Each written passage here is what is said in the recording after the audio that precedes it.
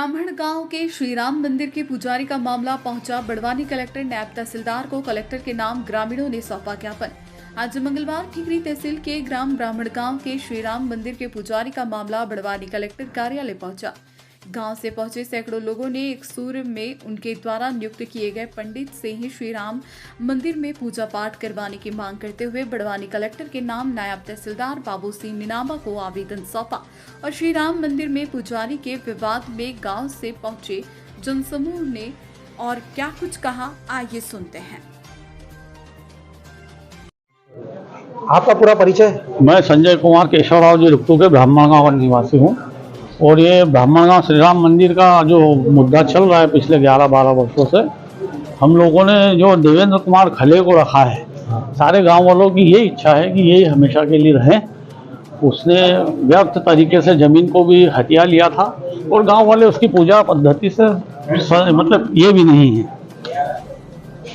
जो ये मंदिर का सार्वजनिक मंदिर है क्या? वो पुराना पूर्वजों के जमाने से जब से गांव बसा हुआ है, पूर्वजों से जब गांव बसा हुआ है तो तभी से चला आ रहा है। इसमें कोई प्रशासन का कोई हस्तक्षेप नहीं है।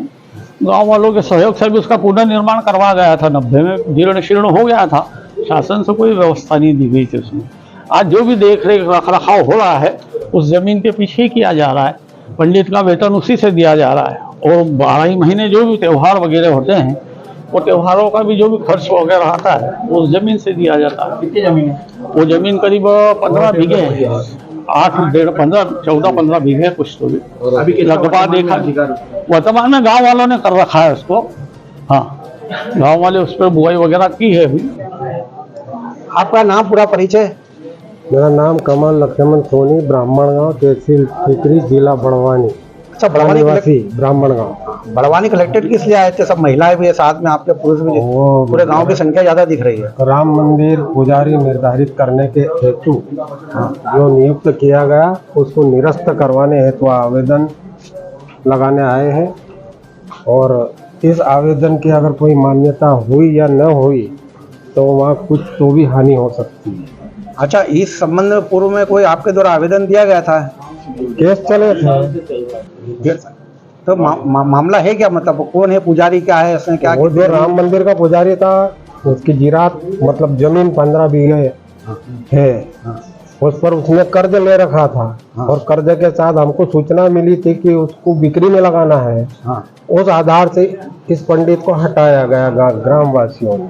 वो जमीन पूर्व में किसकी थी? मतलब है वो जमीन किसकी थी? राम मंदिर आधार से ब्राह्मण गांव किसी की दान दी हुई है राम मंदिर को।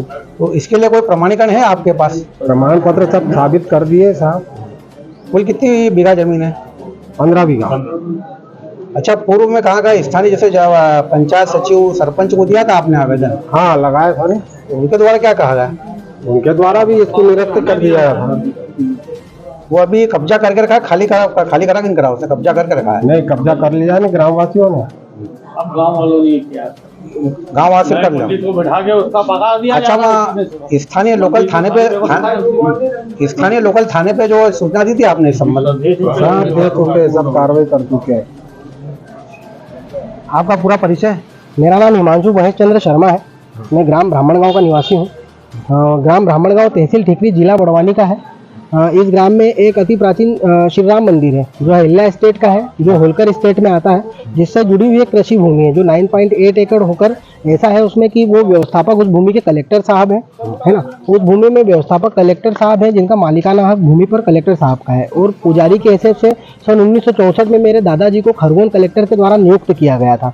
सन 1964 से लेकर सन 2000 तक, जब तक कि उनकी मृत्यु नहीं हो गई तब तक उन्होंने पूजा अर्चना का कार्य सुचारू रूप से जारी रखा, जिससे सभी ग्रामवासी संतुष्ट भी थे। सन 2000 से सन 2013 तक मेरे दादाजी की मृत्यु के उपरांत मेरे पिताजी ने पूजा अर्चना का कार्य किया, वो मंदिर को अच्छे से संभाला, जिससे सभी ग्रामवासी संतुष्ट थे।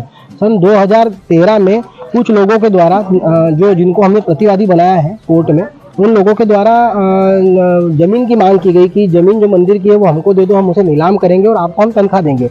मेरे पिताजी द्वारा कहा गया है कि जमीन जो है वो शासन की है, जिसके कलेक्टर व्यवस्थापक हैं, तो कमेटी बनाना या भूमि को आपको सौंपना कलेक्टर साहब द्वारा किया जाएगा, ये मैं नहीं कर सकता। तो आप कलेक्टर साहब से इस संबंध में बात कीजिए। तब इन्होंने जबरन कि नहीं हम गांव के लोग हैं और जो हम करेंगे वही होगा, ऐसे करके इन 4 लोगों ने जिन्हें हमने प्रतिवादी बनाया था, इन 4-5 लोगों के द्वारा ये काम किया गया, जिसमें अजय शंकरलाल राठौड़, श्याम पिता रतनलाल महाजन, मनमोहन पिता दामोदर गुप्ता और दिलीप पिता केशवलाल उत्तुके, इन 4 लोगों के द्वारा एक पंडित लाकर रख दिया गया। तो जिसमें 2023 में अंजड़ प्रथम वर्ग न्यायालय एक अंजड़ के द्वारा डिसीजन पारित हुआ, जिसके अनुसार इन 4 लोगों को भूमि की नीलामी करने का अधिकार नहीं है, पंडित नियुक्त करने का अधिकार नहीं है, और उन्होंने जो अभी तक नीलामी की है भूमि की वो सब शून्य घोषित हुई है, जिसकी प्रति हमने कलेक्टर कार्यालय में लगा दी है।